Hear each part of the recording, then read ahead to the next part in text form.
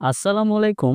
আজকের ভিডিওতে আমি দেখাবো ফটোশপে কোনো একটি ঘোলা ছবি অর্থাৎ লো রেজলিউশনের ছবিকে কিভাবে হাই রেজলিউশন অর্থাৎ এইচডি করবেন। চলুন চমৎকার এই কাজটি দেখে নেওয়া যাক।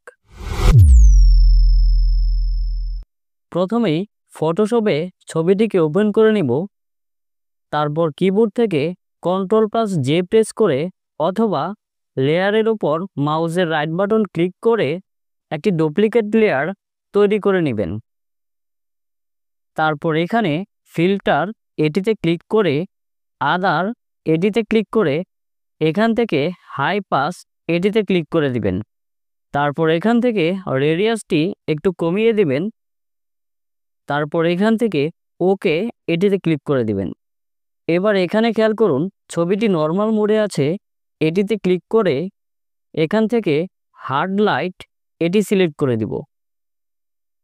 এবার ছবিটির পার্থক্য বোঝার জন্য এখানে চোখের যে আইকনটি আছে এটিতে ক্লিক করে দিব।